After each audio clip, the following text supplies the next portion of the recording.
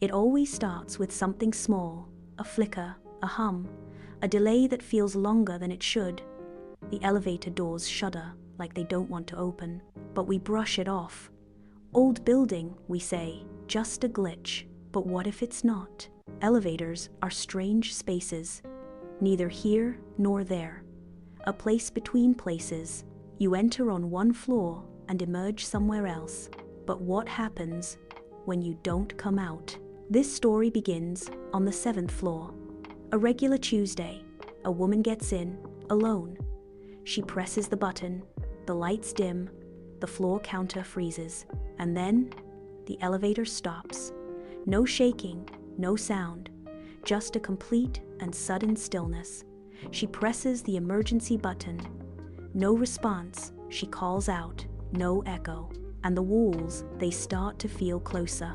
That's the thing about elevators. You don't realize how small they are until time stops moving, and in that metal box, suspended between two realities, she felt it, the presence. Not something she could see, but something she knew was there, watching, breathing with her, matching her heartbeat like a second pulse.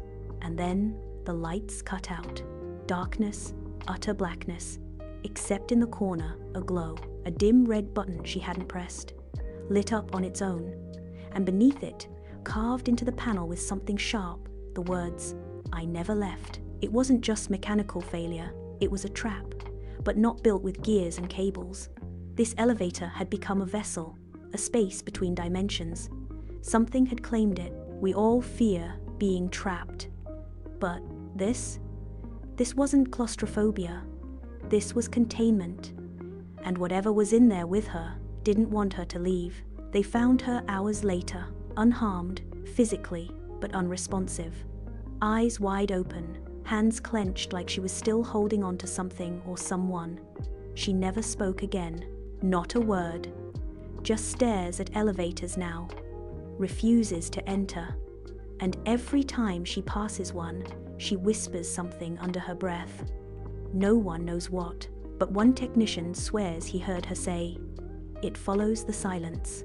That's where it begins.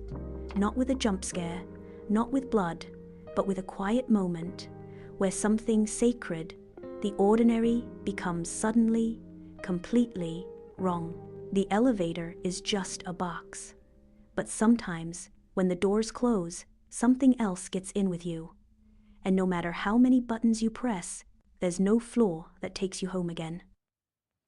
After she was found, the building tried to move on. The elevator was inspected, reset, labeled as safe, but something still lingered.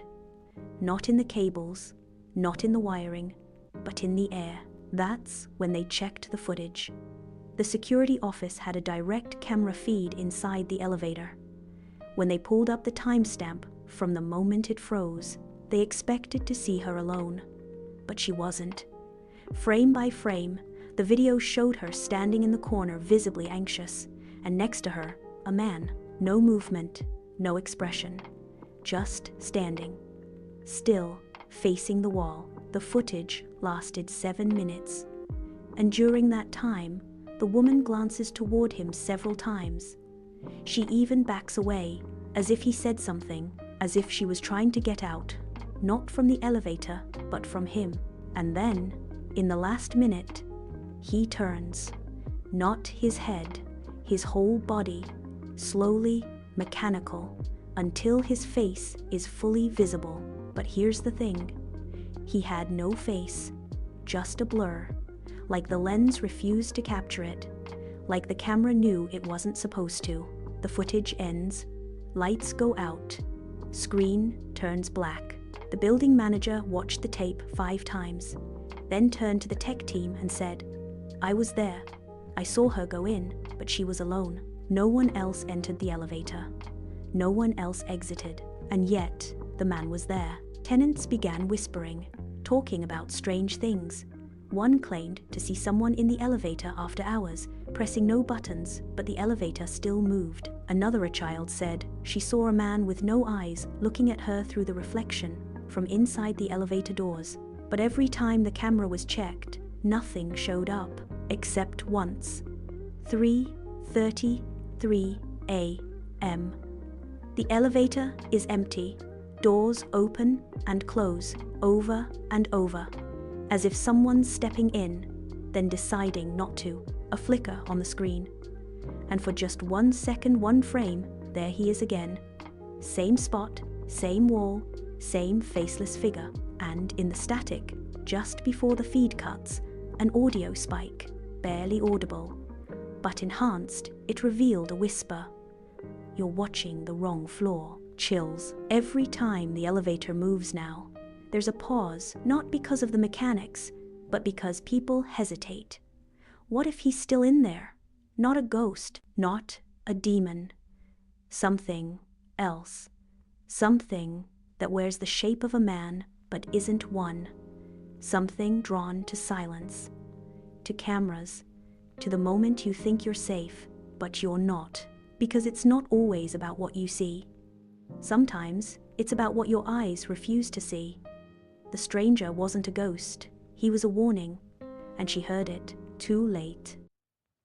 Let's pause for a moment, step outside the paranormal, and ask ourselves what really happens when we're trapped. Not physically, but mentally. Because fear doesn't start with a shadow, it starts with a thought. And nowhere do thoughts become louder than inside a box with no exit. The elevator isn't just metal and wires, it's a mirror, a place where your reflection gets sharper and your thoughts begin to echo. You step in alone, and within seconds, you feel it. The silence. Not peaceful, but heavy, like it's watching you.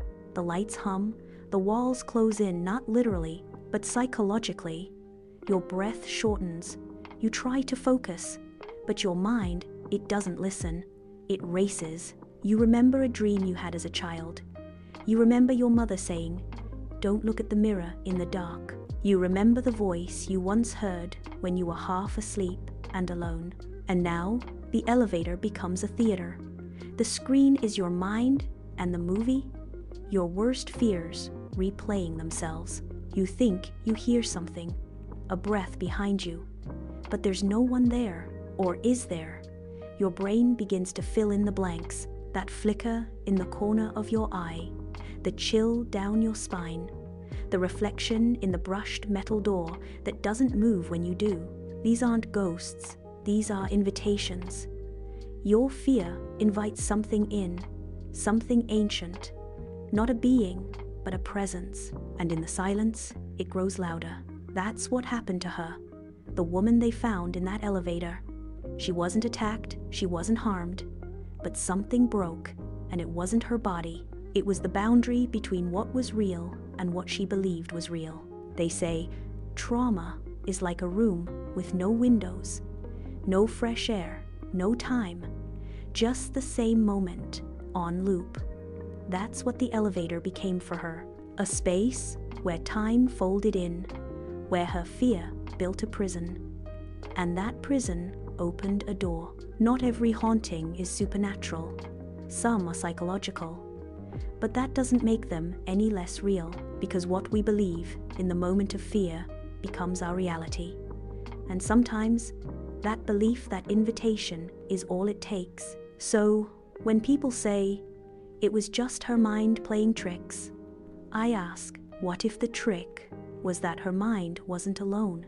The human mind, when pushed into panic, becomes fertile ground, fertile for trauma, and sometimes fertile for something else. Because in that space, that cage between floors, you don't just fear death. You fear being seen, not by others, but by something that lives in the cracks, something that knows your name, and knows exactly what you're afraid of.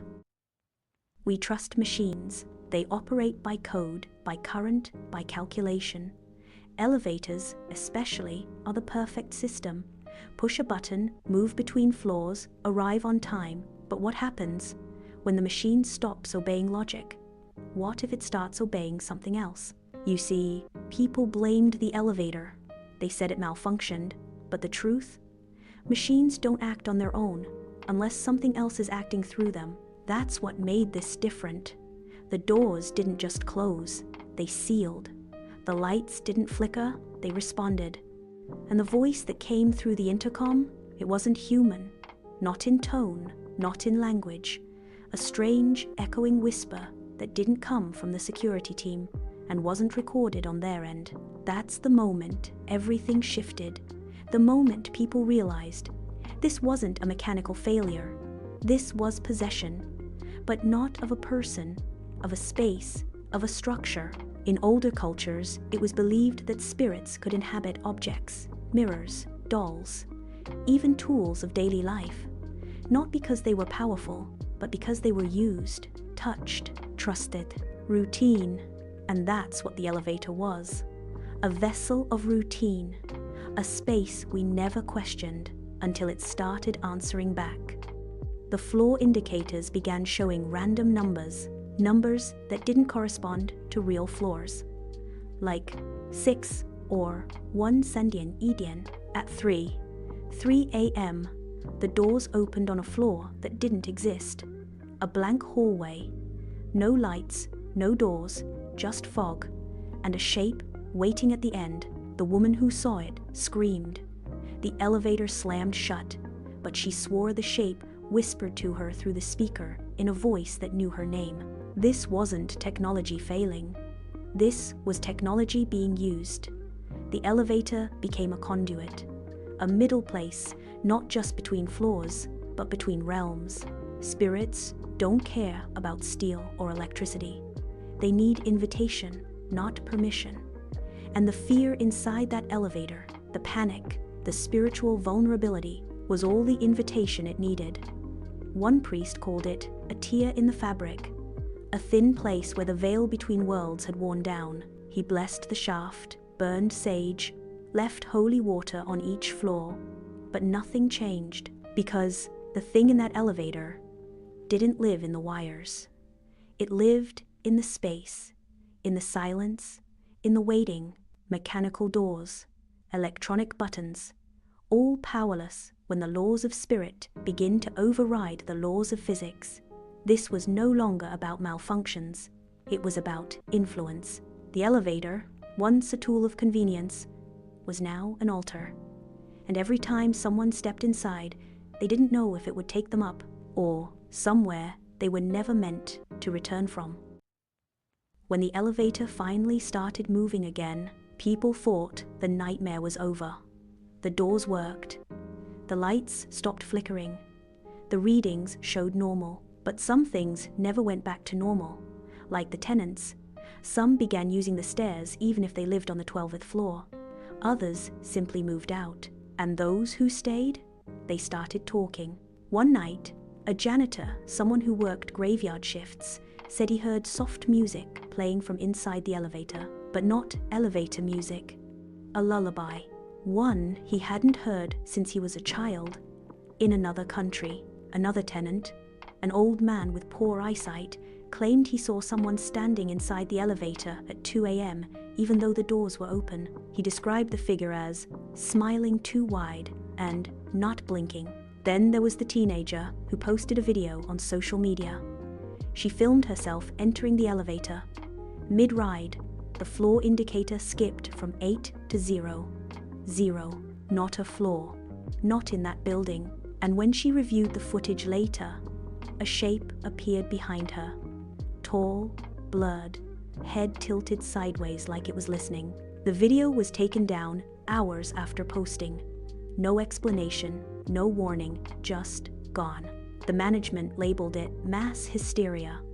Stress, they said. Urban legend. They changed the elevator system, installed a new panel, updated the software. But none of it mattered, because this wasn't about hardware. It was about witnesses. People who saw too much. People who heard things no one should ever hear through a speaker. One repair technician was found, sitting inside the elevator one morning, just sitting. Eyes open, frozen. When they got him out, all he said was, "It wanted to tell me something, but I couldn't understand the language." Another witness, a woman with no known history of mental illness, checked into a psychiatric facility days after riding that elevator. She kept drawing the same thing, a staircase, going down forever. and at the bottom, a door. When asked what was behind the door, she whispered, "The man without a flaw." No one knows what that means, but everyone who's heard it agrees on one thing: it feels true. And the strangest part? No two people describe the figure the same way. Some say he's tall, some say he's headless. Others claim he has their face. That's the horror of it all. Not just what they saw, but the way it changed them. These weren't ghost stories told by thrill seekers. These were real people, shaken, altered, marked, and they all had one thing in common. They were warned, a whisper in the walls, a dream, a flicker of something in the mirror, but they stepped in anyway. So, what do we do with stories like this? We ignore them, we laugh, we call them viral myths or paranoid delusions, until it's us in the elevator, and we hear the static crackle, and someone says our name from behind. After everything, the sightings, the whispers, the faces that weren't supposed to be there, the elevator still runs. People still step inside. They press the button. They glance at their reflection in the polished metal, and they wait. And it makes you wonder, why? Why do we return to the places that broke us? Why do we stare down the darkened hallway even after we swore we wouldn't? Why do we keep opening doors we know lead to something we can't explain? The answer is simple. We are drawn to what we fear because we want to control it. We ride the elevator again, not because we're brave, but because we're curious. Maybe this time it won't happen. Maybe the shadows will stay still. Maybe the voice won't say our name. And if it does, maybe this time we'll understand it. That's the lie we tell ourselves. But horror doesn't live in shadows. Horror lives in repetition, in cycles, in the return. There are those who swear they'll never ride it again. But a week passes, a month. They get tired of walking 12 flights of stairs. They forget. Or worse, they stop believing. And that's when it starts over. Because what haunts us isn't always the thing in the dark. Sometimes it's the memory. Sometimes it's the doubt. Did I really hear that voice? Did I really see someone in the mirror? Did the elevator really go somewhere it shouldn't have?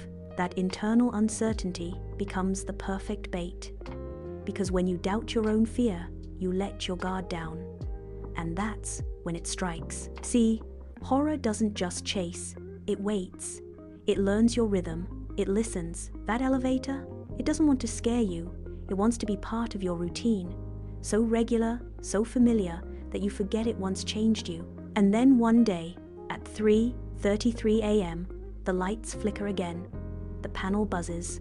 The floor indicator flashes a number that doesn't exist. And that's when you realize it never left. We keep going back because deep down, we know something is waiting. And part of us wants to meet it. Not to escape it. Not to destroy it. But to understand it. Because if we understand it, we can control it. But horror isn't meant to be controlled. It's meant to be endured. And the elevator? It doesn't care about your understanding. It only waits for the next button press. So yes, we keep going back. Not because we're fearless, but because fear has a voice, and we're still listening.